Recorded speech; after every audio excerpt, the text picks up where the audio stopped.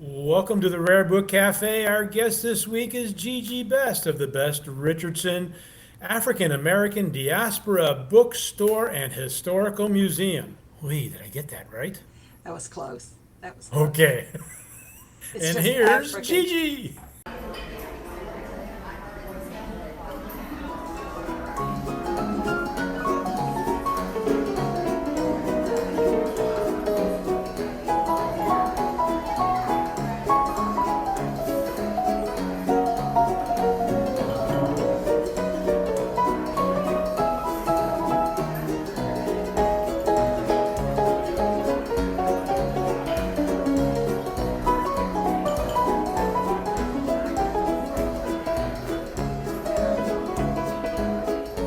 Hello, everybody, and welcome to another edition of the Rare Book Cafe, the coffee break segment.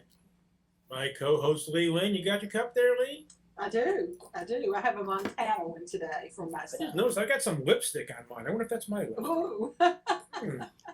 You should blot it first. And Gigi Best is holding up her cup of Joe. And our guest this week is the ever effervescent Gigi Best of the Best Richardson African American Diaspora Bookstore and Museum. That was close. Did I get that right? No, but it's okay. It's Pretty okay. darn close, though. Yes. Yeah, we've Yes. done worse. Yes. And I got on my Ray-Bans because Gigi, you are always a sparkling guest of this show. And in Thank honor you. of this social justice edition, as you can see, if you're watching us on Facebook, YouTube, or wherever podcasts are given away for free, I'm wearing my American Peace shirt. Very Did you nice. have this back in the 60s, Ed, or is this new? Oh, no, I bought this at a tie-dye shop at the Oregon coast a couple years ago. Oh, okay. So it's not a vintage one. No, not vintage. Gigi, it's been a while since we've had you on the show. Last time I think you were on the show, you had just moved to Jacksonville, is it? No, it's St. Augustine. St. Augustine. Yeah, a little south of Jacksonville. How's the shop? All set up and ready to go? Yeah, actually, I'm in the museum right now. Mhm. But it's a smaller shop than we had in Tampa. But here, the tourism is so high that we have people coming in, all day long. But, a lot of times they're just looking, but we appreciate everybody who comes. Well, I understand you're going to have a special visitor in October. Is that right, Lee?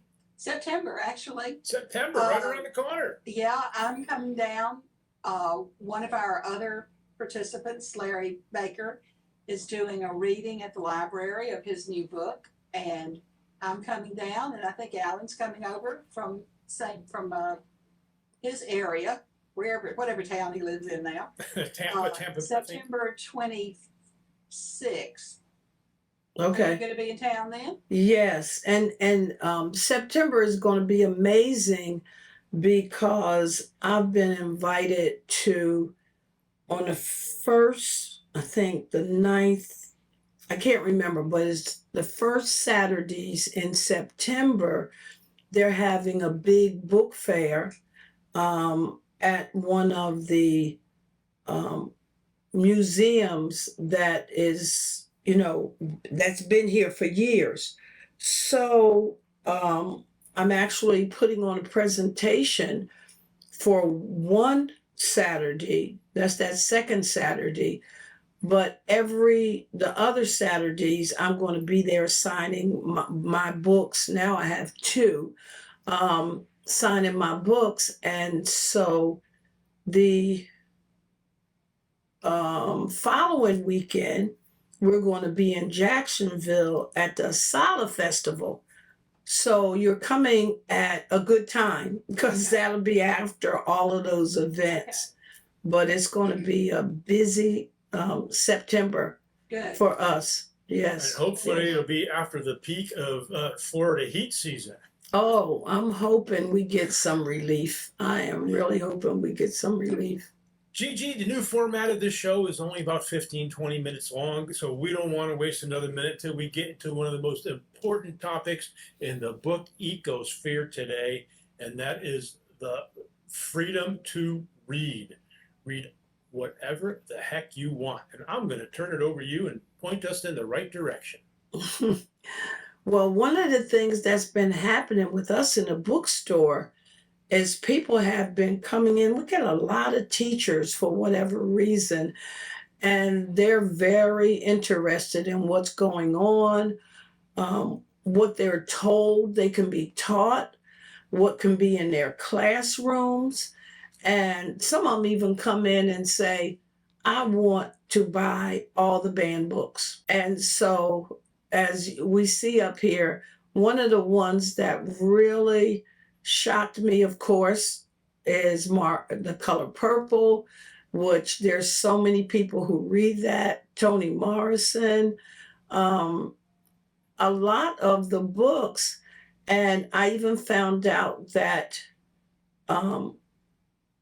Rosa Parks' book has been banned. And it's like, Gigi, why are you banned by who? Banned by where? Banned by what? A lot of them are being the Florida education system as being encouraged by the governor. And so a lot, and I don't even understand the premise of all these books that are supposedly being banned.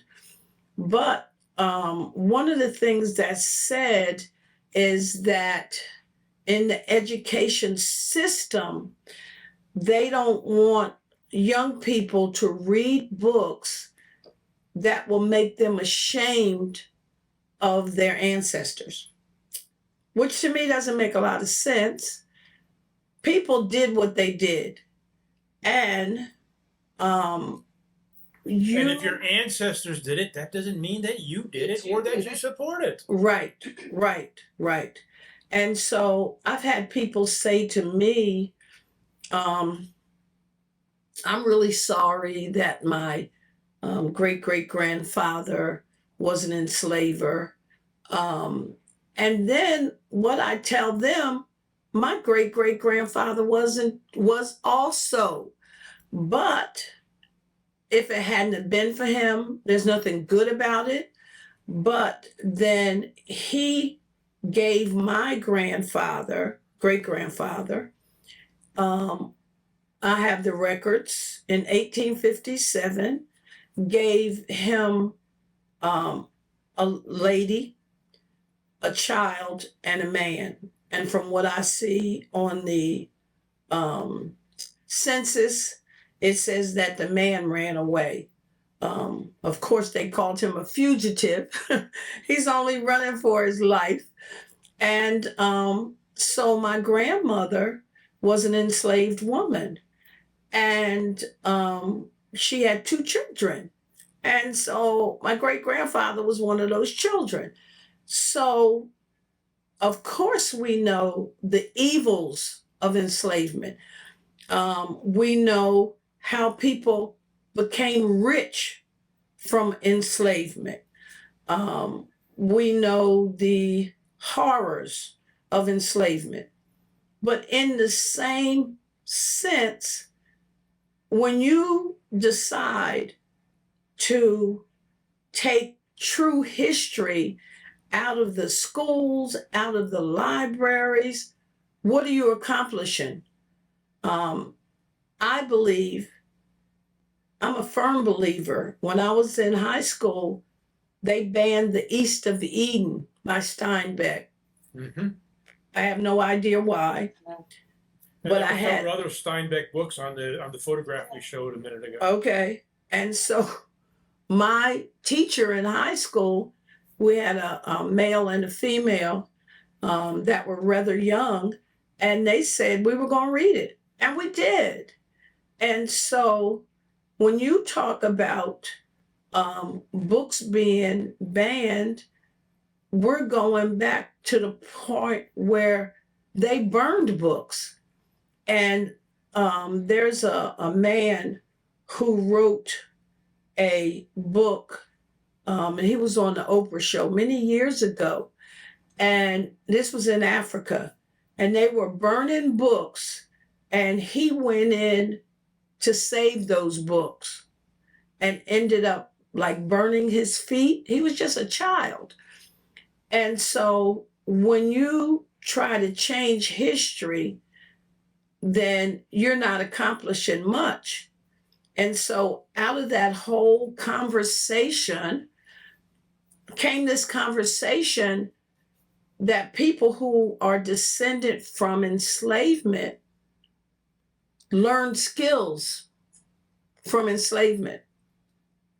And there's another myth that says that when they captured people from Africa, they had no skills, which is actually the opposite. I pulled a couple of books. Like, I don't know if y'all know about what's going on now with Henrietta Lacks. Oh, yeah. Her family finally The were immortal wife of able, Henrietta Lacks. yes, to get some kind of, I guess, compensation. They stole this lady's cells and used it for cancer prevention for years, for decades. And the family got nothing, and it was taken without her permission. So when you talk about what people contributed, look at here. This lady contributed so much. And I read something, and I don't know, there's a famous man who they consider the father of genealogical studies. And the way he got his skills was by practicing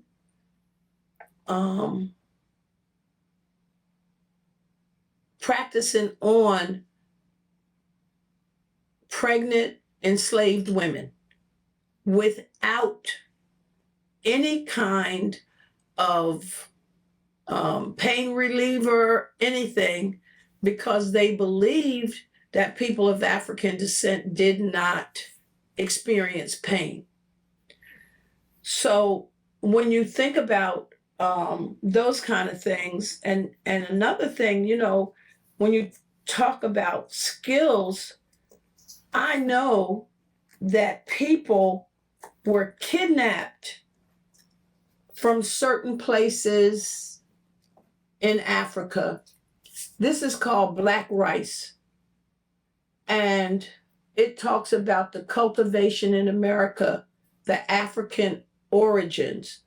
When they kidnapped people from Sierra Leone and the surrounding communities, they were experts in planting rice. So they brought them to the southern, mostly more South Carolina and Georgia. And those people made South Carolina rich because of those skills. So when you're talking about skills that they learned here, no, some of these skills they already had. There's another one that I like to talk about. There's a man named Philip Simmons. Have y'all heard of him? Not really, no. Okay, so Philip Simmons, have you ever been to Charleston and seen those beautiful gates? Yeah, Oh, yeah. yeah. Lovely Philip town. Simmons made most of those gates. And that ironworks was bought from Africa. It did not generate here in the States. And the irony is, I have a great grandfather who was a blacksmith. And it was a good skill in a way because they had more freedom. They could go to different plantations, and he was enslaved and could travel more. He married a free woman of color, my great grandmother. But when you see the skills that came from him, he lived to almost 100. And so I was living in Charleston at the time, and somebody took me to see him. And now they have a museum. And it's called Catching the Fire, this book. But there's actually a museum. This is his signature to me. And he wrote to Jean Best, Best Wishes, and Keep Writing, Philip Simmons. And I had just started, as an author. And so this was awesome. But these are the kind of things that young people will never learn about if you ban the books. How do they learn the true history of people who contributed so much under tragic circumstances? Well, Gigi, if I'm not mistaken, I just read something that went nationwide yesterday, and it was from, I think, Channel 8 in Hillsborough County, Florida, that teachers are now afraid to teach Shakespeare because there are some underlining tones of sexual relations and men playing women and men playing women playing men in some of his plays. It is, that's asinine. That's where I used to live, in Hillsborough, and that library did a lot of things. But if you have a library controlled by the government, then, as we were talking before, what's the difference of the Gestapo? What's the difference? Where are we going now when we're burning books and banning books and teachers are afraid? And I've had teachers come and tell me, I'm not teaching in Florida. Yeah. So who's being hurt? The children. And then if you tell young people they can't know something, they're going to find another way. And that's the solution. Let me tell you what I think the solution is. Take these banned books and put them in a locker and lock them. And the children who want to use those books, the parents give them a note. The children whose parents won't let them read them books are going to be so curious, just like Pandora, what's inside that box. locker. Yes. There's no way to make a child want to read a book more than to tell him that he can't. He can't. And then also, in this age of electronics, and I Google things, my husband called me, Miss Googler.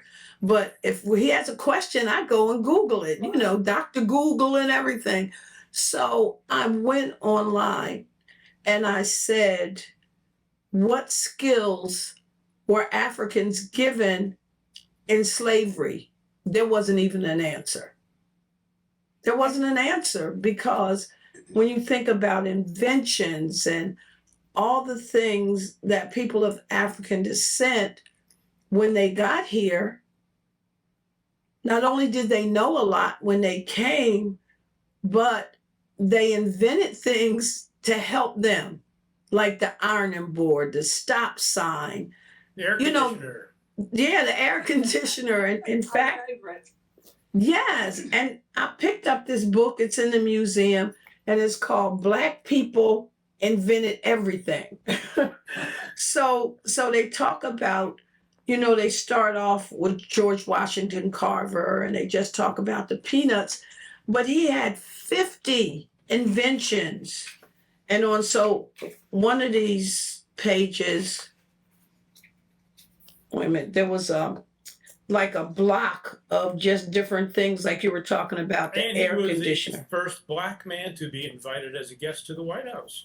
Yes.